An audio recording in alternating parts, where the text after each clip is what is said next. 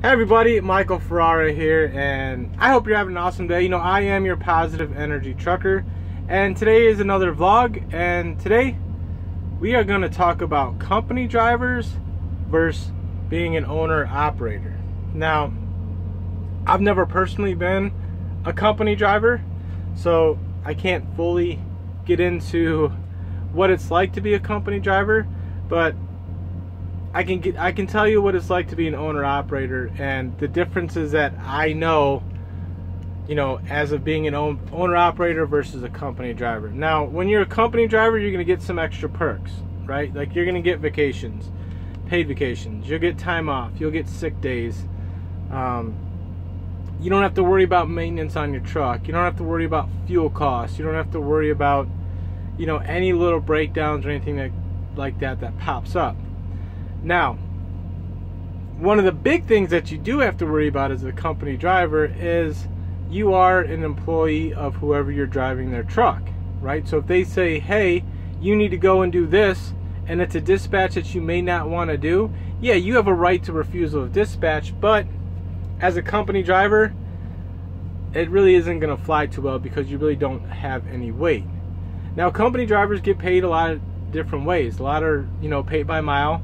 Some are paid a percentage, and some are paid hourly wage.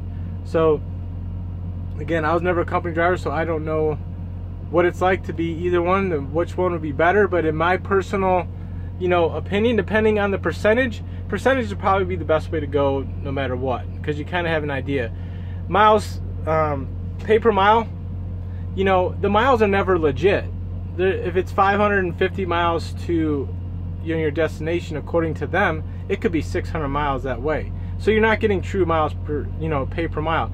Plus, pay per mile is like so cheap. They're like 40-50 cents a mile, which isn't going to do any good. So, company driver, you're an employee. Now, as an owner operator, you like to think that you are the boss, right? Like, you own everything. You make all the decisions. But as an owner operator leased onto a company, you're just a glorified employee, to be honest. I mean, you're still, and you know, the dispatchers of the company still dispatch you. They determine where you go. They determine what load you get. They determine, you know, when and where you're going to get something. Yeah, you have a little bit more of, you know, power. You can be like, I don't want to do that. You can take time off when you want. You have somewhat more freedom, but you got all the expenses of owning the truck. You know, you got to pay for all your fuel costs. You got to pay for all your maintenance. You got to pay for any breakdowns. You got to pay to stay, you know, at a hotel if you want to stay at a hotel. You have a lot more responsibilities. You got to pay your IFTAs. You got to pay insurance. So the cost of an owner operator, yeah, you may be seeing that you're making $200,000, $250,000, $300,000 a year, and you're like, that's awesome, right? But then when you add in all your expenses, your fuel, IFTA, you know, your plates, all maintenance, everything, it's not that much. So a lot of times, an owner operator versus a company driver, the pay could actually, you know, be the same. The difference is, in my opinion, is I like owning my truck. I like it knowing it's my truck. I like to know that I can go do what I want whenever I want. You know, if I want to take a day off, I can take a day off. If I want to go somewhere else, I can go somewhere else. I don't have to worry about getting into someone else's truck. Right now, I don't have to worry about sharing my truck with anyone. You know, because if you get into a truck and you make it your own, and then all of a sudden someone else comes in and destroys your truck, that's no good either, is it? So there's pros and cons of both, but in reality, they're both the same. It just depends on what you want. Do you enjoy, you know, your truck? Do you want to buy your truck?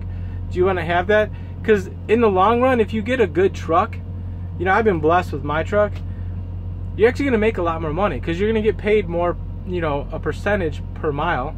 Plus, you're going to get 100% fuel surcharge, which you want to make sure if you ever are an owner operator and you sign on with someone, you make sure that you get 100% of fuel surcharge. Because if you don't, go to someone else. Because that's just crazy. Why would the people that you lease onto keep your fuel surcharge? They're not paying for your fuel. You're paying for your fuel. You should get that fuel surcharge. And you shouldn't get a percentage of that. It should be 100%. Same with detention. Detention should be 100% yours as well. So there's definitely pros and cons. If you just want to get into a truck and drive a truck and not have to worry about, maintaining it. You don't have to worry about putting fuel in it, putting any type of fluids in it, tires, anything like that. Then a company driver is definitely for you. But if you want to be in control and you want to, be on the road and do your own thing, I think owner-operator is the first step in getting to the point where you become your own authority. So hopefully this gives you a little bit inside company driver versus owner-operator. In all aspects, they're pretty much the same.